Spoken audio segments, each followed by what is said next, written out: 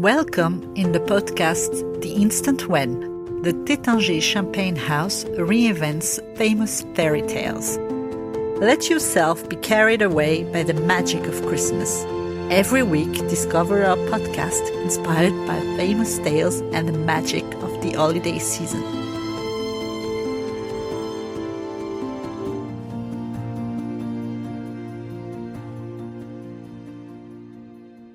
Cinderella. On the ground floor of a magnificent glass-fronted skyscraper, a young woman hurried along, cradling her phone between ear and shoulder. She dashed past the reception desk, displaying the name of her company, Bilmer, pushed through the revolving doors, and stepped out onto the busy street in front of her office. As she let down her blonde hair, Sandra continued to reassure her employer. "Yes, Mrs. Gobert, everything is ready for tomorrow night." On the other end of the line, her boss was grilling the young woman as she started to push her way through the crowds. "Yes, all the guests have been informed. Yes, I should have left much earlier, but because of my stepmother... Yes, of course. All right, but I did tell you that..." Sandra's boss had hung up. The end-of-year party her company was hosting was clearly getting her manager in a flap. This was perhaps understandable. All the biggest names in the fashion industry would be attending this extraordinary event. The entire executive committee, as well as Charles Bilmer, the group's CEO, would also be there. Rumour had it that even Henry Bilmer, his son, would be in attendance. As a philanthropist working for humanitarian causes around the world, the young man regularly appeared on the covers of international magazines. As she thought of his dashing smile, Sandra disappeared down into the underground. An hour later, she was ringing the intercom of a bourgeois building with beautiful decorative mouldings. Eventually, a nasal, monotone voice answered, "Yes, what is it?" The voice belonged to Anastasia, one of Mrs. de Tremaine's daughters. "It's Sandra, would you let me in?" An unintelligible groan sounded, and the door clicked open. Sandra entered the foyer, saw that the lift was stuck again, and stoically began climbing the 6 flights that led to her stepmother's apartment. The shopping bag she carried weighed a ton, but there was no way she could complain about it to the 3 women waiting for her up there. Thoughts of her father came to mind as Sandra climbed the stairs. Since leaving on yet another business trip, and with his return perpetually postponed, Sandra had been appointed, without having been asked, to look after his new wife. It started with just a few small errands, but her stepmother had quickly revealed herself to be cruel and unkind, demanding that Sandra take care of absolutely everything. In the meantime, her 2 daughters, Anastasia and Javotte, as two-faced as they were lazy, twiddled their thumbs and sneered as they watched her work. Between her new job at Bilmer and these time-consuming tasks, Sandra didn't have a minute to herself. She wished that her dear mother was still around to confide in. When Sandra reached the 5th floor, she could hear sniggering from above, then the sound of the lift, which begrudgingly decided to start working again. She gritted her teeth as she climbed the last few steps, before putting on her loveliest smile as she entered the apartment. Just as she'd expected, her stepmother and 2 ghastly stepsisters glared cruelly at her. "Well, you certainly took your time." "Don't tell me the lift isn't working again," asked Javotte, giggling. "We'll start thinking you don't know how to use it," added Anastasia, sending her younger sister into fits of laughter. Sandra just looked at them, smiling radiantly. "You know what? I actually prefer taking the stairs. It keeps me fit and stops me from turning into a slug, incapable of any physical activity." The 2 sisters wanted to retaliate, but Sandra didn't give them a chance, as she headed to the brand-new kitchen that her stepmother had had fitted the moment her father left. Mrs. de Tremaine followed her and commanded, "You will give the bathroom a good scrub once you're done. With my arthritis, you know, I can't do it myself." "And couldn't one of your daughters do it?" asked Sandra, already anticipating the reply. Anastasia shot her an angry look, while Javotte claimed she had a project to finish for her studies she'd been struggling with for 3 years now, continually failing every exam. Desperate to get home, Sandra decided not to argue and set to work.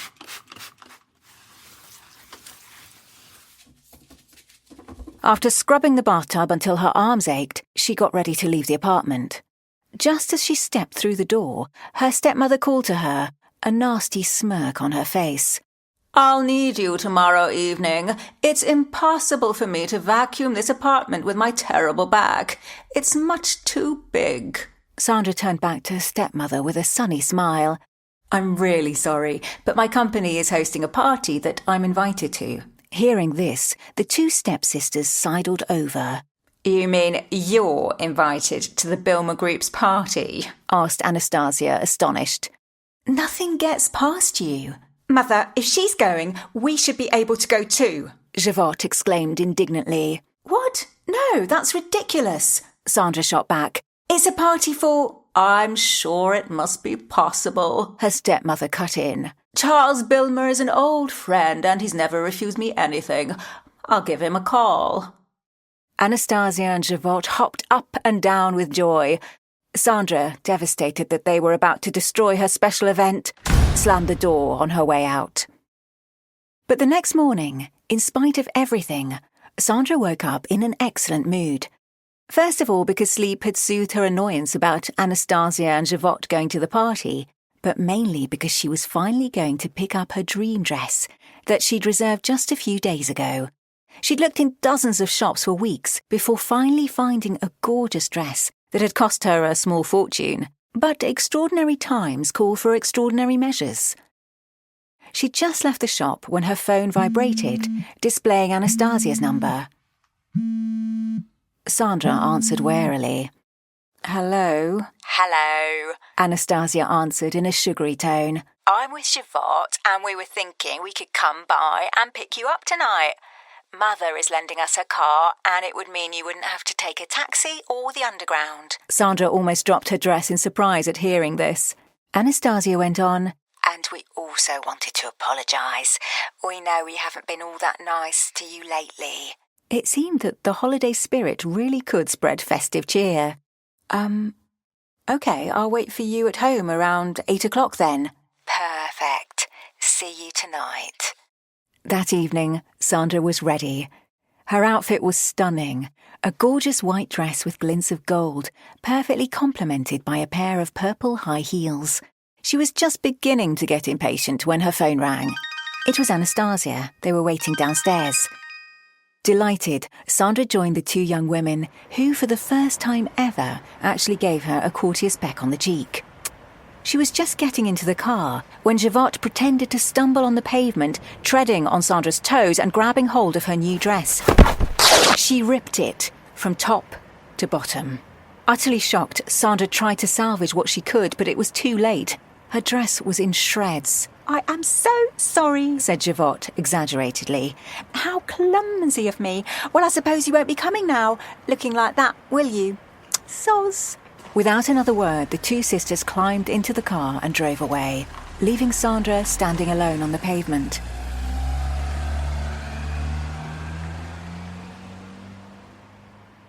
She went back inside, tears streaming down her face, and crumpled up on the sofa. How could anyone be so mean? What would her boss say when she didn't show up? Would she be fired? As these questions raced through her mind, her phone rang again. Sandra wasn't going to answer, but the incoming number made her stop for a moment. She didn't recognise the number, but something about it seemed familiar. Trying her hardest not to cry, she took the call. Hello, said a cheerful voice. Sandra? Yes, she answered. Who is this? You don't know who this is. It's Marielle.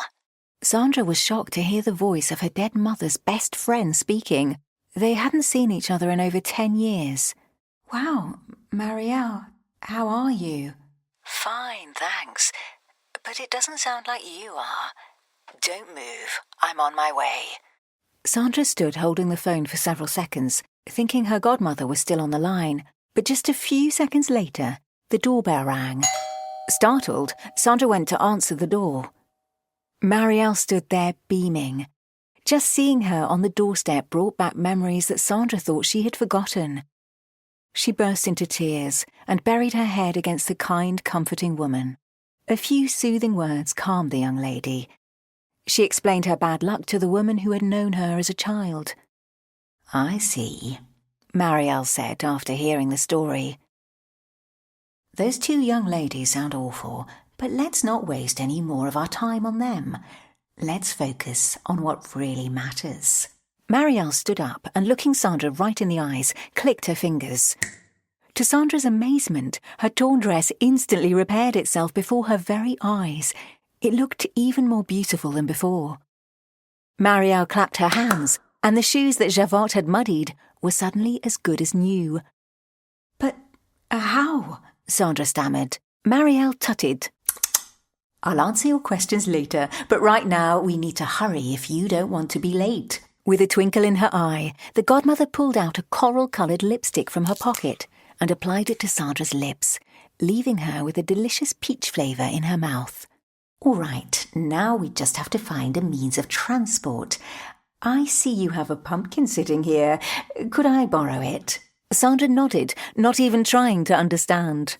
Marielle grabbed the pumpkin and led the young woman out into the street in front of her apartment. "Right, let's go for it. There's no one around. Step back a bit." Sandra did as she was asked, as her mother's friend waved her hands in the direction of the pumpkin sitting in the middle of the road. Nothing happened. "But of course, how silly I am. We're missing something." The magician whistled through her fingers, and 4 white mice appeared out of a drain pipe and scurried over to the pumpkin. Pleased with herself, Marielle resumed her strange choreography, and the pumpkin started to move.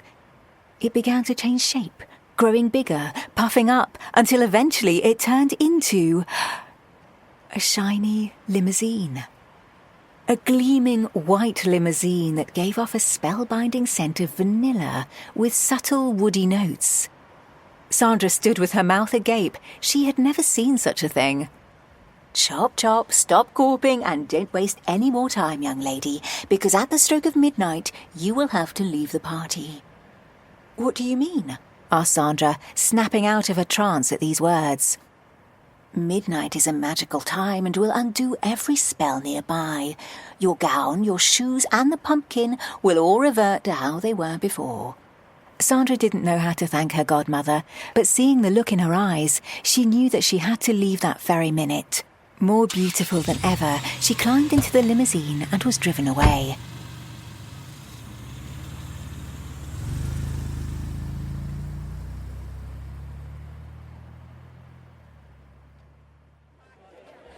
As she arrived, Sandra could see a crowd of photographers and reporters waiting for guests in front of the sumptuous building in which the party was being held.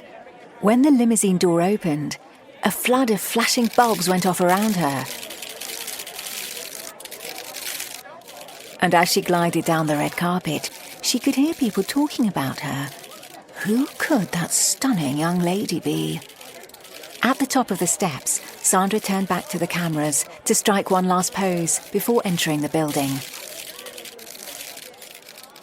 As she stepped inside the main hall, all eyes turned towards her, transfixed by her beauty, her sparkling gown, and the coral gleam of her lips. The guests stared at her as she stood smiling, dumbstruck. In one corner of the room, nibbling on a pumpkin creme brulee, she noticed her boss, who raised a glass to her in greeting. On the other side of the hall, Sandra spotted Javotte and Anastasia, smiling insincerely at her, but she chose to ignore them. Not quite knowing how to behave in this kind of situation, the young lady made her way over to the bar in order to order a drink. She'd barely reached it when a man appeared at her side. "May I buy you a drink?" Sandra hated being chatted up and replied defensively, "You want to buy me a drink, even though everything is free? Isn't that a little cocky?" She turned towards the man, who'd burst out laughing at her reply. It was none other than Henry Bilmer, the son of her CEO, and also the most charming man at the party. Sandra caught herself in time. "But seeing as it's you, I accept," she said, smiling. "A glass of champagne, please." "An excellent choice. I'll have the same," he said to the bartender. Taking a brown-labelled bottle from an ice bucket, the bartender popped the cork with a graceful flick of his wrist and poured the sparkling liquid into an elegant glass flute. Raising the glass to her lips, Sandra was transported by the fruity aromas, enhanced by notes of lightly toasted almonds. As Henry and Sandra took their first sip, looking into each other's eyes, the band struck up a livelier tune, signalling that the party, which up to now had been a very tranquil affair, was about to shift into another gear. Henry placed his glass on the bar and held out a hand to the young woman. "Would you do me the honour of this dance?" he asked playfully. "But of course, dear sir," Sandra replied in the same tone.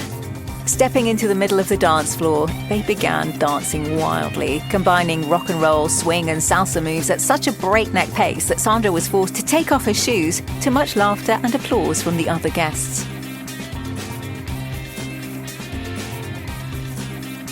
At the end of the song, following some final dance moves that even Sandra didn't think herself capable of, the crowd cheered madly.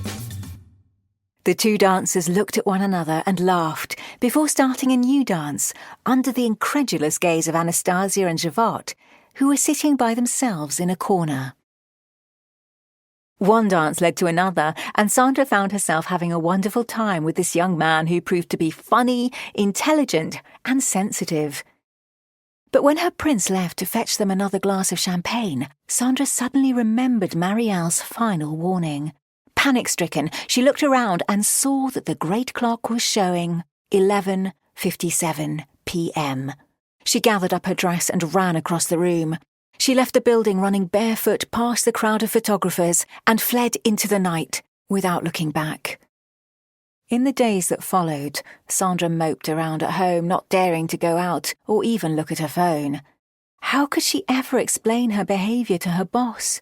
Would she ever dare return to work? What did Harry think of her?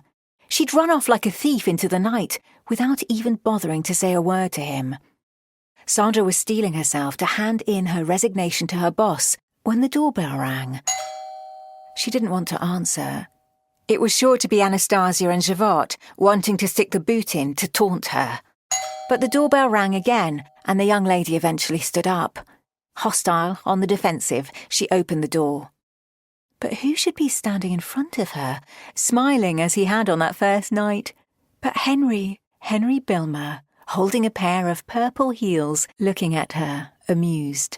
"Very sorry to bother you," he quipped, "but I'm looking for the lovely young lady who lost her shoes while she was running away." Sandra felt her cheeks flush red, didn't know how to reply. At the stunned look on her face, the young man burst into laughter before putting his arms around her waist. Sandra gazed deeply into his eyes. Their lips met, and Henry let himself be swept away by the delicious flavour of peaches. The end. If you want to listen to more podcasts, please check our blog, theinstantwhen.taittinger.fr, to learn more. Our podcasts are also available from all podcast platforms. See you next week for the next fairy tale.